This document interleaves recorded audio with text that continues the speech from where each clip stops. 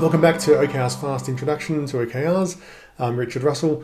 Today we're going through using OKRs. We've got 7 sessions, each one should be less than 10 minutes per video. So it's a fairly brief introduction, that's why we call it OKRs Fast. But today we're going to be talking about using OKRs. This is the practical thing of what you do when you're using OKRs.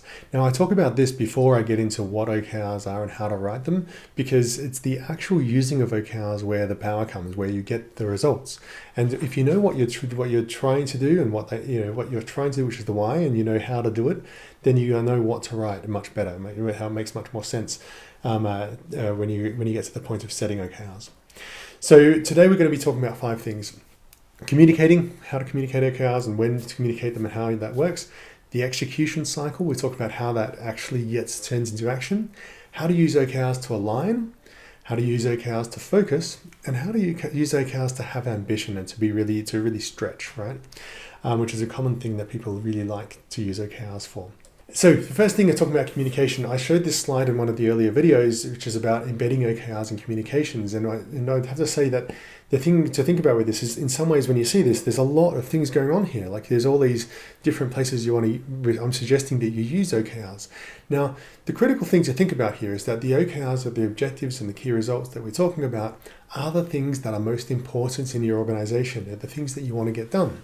So if you just do on this left here side here, just that start of the quarter, here's the presentation, here's the email with them in there, here, you stick some posters up around them, and then they never come up in conversation or in daily work again, then people will realize very rapidly that this is just a management fad and we don't need to worry about it, right? But if you embed the OKRs into the meeting agendas so that there is a meeting and it's about this objective or these key results, right, and that's what we are discussing, then what's happening is you're forcing the attention to be on the thing you want to get done, right? And you structure things around that. When you deliver your newsletter and your launch announcement in it, and you say, why do we do that and what's the impact on it? We're doing this, we did this launch so that we can meet this objective and these key results. That's why we're doing it. It helps focus people's minds on that reward part of, like, we're doing this so that we can achieve this reward.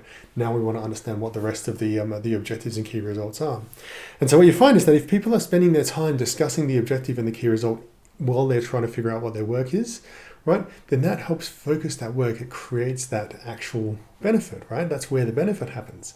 So if you're finding that the idea of putting your objectives and key results into so much of your daily work, right, if you're finding that is just, how do I do that? When do we get time to get our real work done?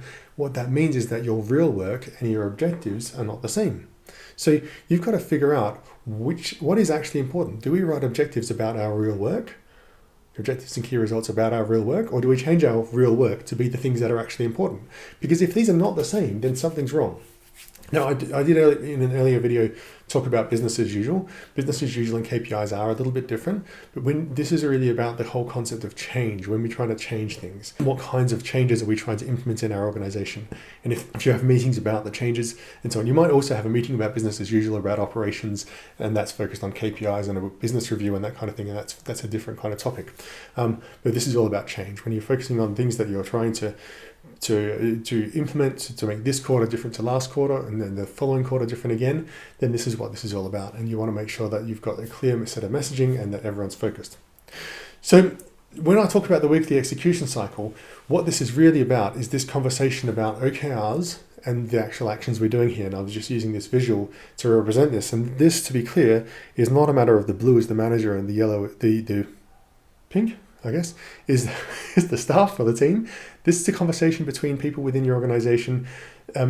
By providing the objectives and key results, everyone can have this side of the conversation, right? And what we're doing in our teams, in our meetings, in our regular execution cycle is discussing what are the things that we're trying to get done, whether it's a to-do list or Scrum or whatever it is. What are the things we're trying to get done?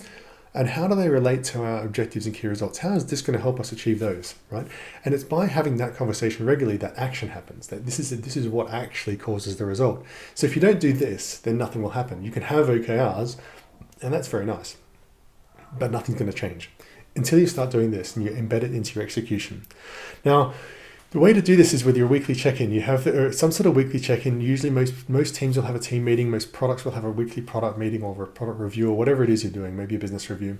And you want to do things like reviewing the progress, plans and problems of the activities in the light of the objectives and key results. Like how How's what we're doing? And when you're making progress, when you're saying we're making progress, how is that helping us to meet our objectives and key results, right? What are your plans in relation to this objective and key results? What's the initiatives or the projects we're working on that we're doing? What problems are holding you back from delivering these results? And some of these questions as we go down here are going to help really focus that conversation. Things like, are we on track? Is doing this going to get us to that result? Right? Is this the right thing to be doing? Are we doing enough of this? Are we putting enough into this? How does this activity help? If we're doing an activity and we're not quite sure if it's really associated, is this the right activity to be doing? Is there a better way to get this result? How do we know this is the right way? How do we know this is going to deliver that result? How do we know this is going to work? Right? Have we tested the right things? And should we change anything about what we're doing? Now, if you think about all these questions here, these really are the kinds of questions that we do in knowledge work about understanding whether we're doing the right work. And that's half of the problem in most knowledge work is this even the right work to be doing? Right? That's half of the challenge. The other half is doing the work. But what we're doing by asking these questions within our teams is making sure that our teams are engaging their brains on understanding what it is they're trying to do, applying their creativity and initiative to getting the best possible result that's defined by the OKRs, the objectives and key results that we were trying to get to. So we're actually engaging the whole team in figuring that out, as opposed to declaring these are the tasks that we should be doing and managing that. But we're connecting this whole thing to the business goal, right? So that really engages people in delivering the work of the business. Now, the other thing that you can do, I mentioned aligning with OKRs, is you can whenever you have a team that you're going to work with, talk about the objectives that you're trying to meet. Now, these depends on how your organization uses OKRs. Maybe this is company objectives that they're talking about. Maybe it's individual team objectives. Maybe they're supporting other objectives, whatever it is. Each team will be trying to do things that are trying to meet certain objectives. And if the objectives are written well, these things should be things that it helps you to understand which direction someone's trying to go in. Once you know what direction some other team is trying to go and what they're trying to achieve, then it becomes much easier to collaborate. What I found is that most times when you have a lack of collaboration, it's because there are two teams with different agendas, with different purposes, different goals, right? But if the goals are not explicit, we can't even have that conversation. So talk about the goals first, what you're trying to achieve, and then collaborate. And that helps everything work going forwards. Now, on a slightly bigger scale than that, think about the whole organization and share. If you share the OKRs widely, then this kind of conversation can happen quite naturally. And more importantly, when you share these widely, people can look at the groups of the other teams and groups that they depend on, or that depend on them, or that they need to collaborate with, and you can see this misalignment really quite easily, and you start to see where it's going wrong. So a company might have company-wide OKRs, but then there's a product team, and the product team might have some OKRs for the product. Now, I'm not saying you should in each type of these teams have these things, but potentially you might have division OKRs or business unit OKRs, or a function might have OKRs. I find functional OKRs to be quite hard and not always that useful, but sometimes it is useful. So maybe they have functional OKRs. Projects will often have an OKR, right, or an objective that they're trying to do. When you write these things down, you make it really explicit what we're trying to do, and that makes the collaboration explicit, right? It makes it much more easy to understand. Are we trying to do the same things that are compatible here, or are we trying to do things that are going to be incompatible? So you can have that whole conversation and understand things. Now, one thing I wanted to mention here is that it's not a matter of like drawing an org chart and drawing lines between these groups of OKRs, and so this team has these objectives and it all maps like some sort of a big machine. It's really about understanding context. And contextually here, there's a company with company objectives, and the product team doesn't really matter how they report, where they report to. They're trying to build a product which is supposed to be helping meet these company objectives. So we should be able to see some sort of link between the product team and their company objectives. It doesn't have to be layers of management, right? So that's a really helpful way of aligning teams, whether it's at the start, at the setting process, or just when you're starting to collaborate. One of the other things you can do is to use OKRs to say no, because whenever you're working with a group, and this is in some ways the flip side of alignment, when you're working with a team and the things come in from other teams or other groups, or even your own team, which might be just like messages and requests for various things. It might be ideas. It might be there's a fire burning over here, but it's not really relevant to my work as a team. Or it might be just a thing that I want you to do, right? Any of those things. The OKR helps us to say no. It helps us to focus. And what we're really doing here, we go back to that Eisenhower prioritization matrix from earlier. You're using the objective and the key result to help people focus away from these not important things to the not urgent but important things, the things that really matter for your organization. So try to keep people focused on that and using the OKR to say no to other things. I even say that with fires, because fires are always urgent, not always important, especially for different teams. So this might be important for that team, but it's not important for this team. Sometimes you just got to let another team fight that fire. Sometimes you should say, yes, there's no such thing as not my job. We all jump on deck and fight the fire. It depends on the fire, right? But the idea here is that not everybody should jump whenever there's any kind of request that comes in from any other part of the organization. The last thing I talked about was ambition, because in some ways the flip side of saying no is that, well, that means we're just not going to do a whole lot of stuff. The way to do a whole lot of stuff is to have a really ambitious objective and key result. Aim for the moon. Try and build a rocket. Like, see what you can do. Let's be really ambitious and release ourselves from sort of like the mundanity of everyday work and try and get something really impressive done. So when you're doing this, you can set really ambitious OKRs that maybe you can't really it's quite unlikely you're going to achieve, but it helps focus people, gives people the opportunity and the challenge to be creative and come up with better ways, smarter ways of getting things done and delivering things. But here's the big but: if you're going to do this, if you're going to have an OKR or an objective or key result that ends up being a little bit too ambitious, it can have an effect on morale. So just be a bit cautious with it. Depends on your organization and your culture. But most importantly, when you're measuring people, when you're doing any form of performance management, don't measure them based on their ambition. Measure them based on their actual progress. Consider the obstacles and resources.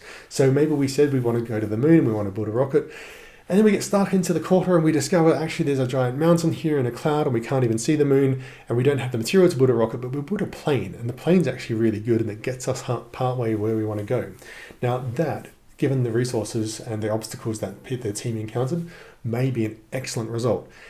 Interestingly, it may be inspired by the desire to go to the moon. Right, so when we set to the moon, we might get this result. But what I'm meaning by when you're assessing performance is the manager, the leader, has to actually understand what people are doing, how they're doing it, what obstacles, what resources they have, and how they're going, and really be involved in the work to be able to do a meaningful assessment.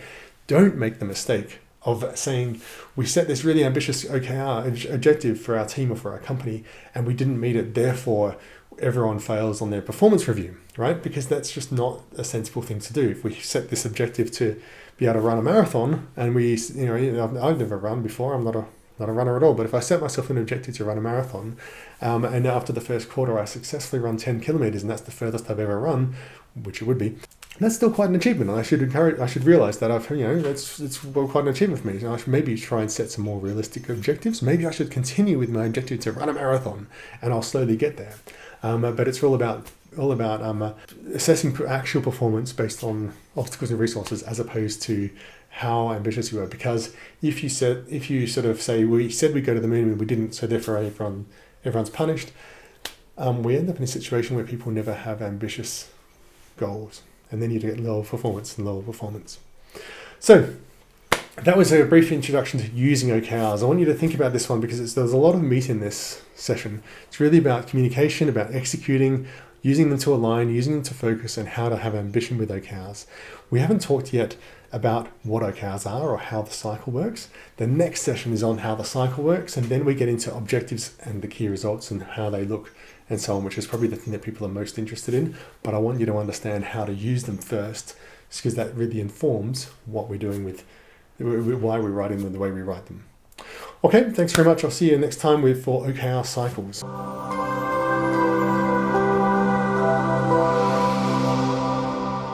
If you found this presentation interesting and you'd like to see more, there is more. I have on my website all of the video trainings in one easy to access form. Under the video training, you can go to my website. It looks a bit like this, richardrussell.co/OKRs. You'll also find with the video training, when you sign up for that, there's access to PDF guides on how to use this, like cheat sheets almost. We go through a full OKR cycle, a walkthrough of what you need to do when, including some tips on how to set OKRs. There's an email newsletter which will keep you up to date with all the latest content, and including some interviews that I'll be doing with people. And you'll get access to discounted live workshops that will come through the email mailing list. So go to my website and you can get that for free, whoever you are. Now, if you're wanting a bit more, I also do OKR coaching and workshops. So I do these for organizations like whole companies or divisions or large teams, for teams and for individual leaders. But we can do this whether you're already using OKRs or whether you want to start using OKRs, whether the rest of your organization is using OKRs and you want to get started, or whether you're just fresh and you'd like to learn more. The things that I do custom training, customized for the organization. I do OKR setting workshops where we set OKRs with you and your team.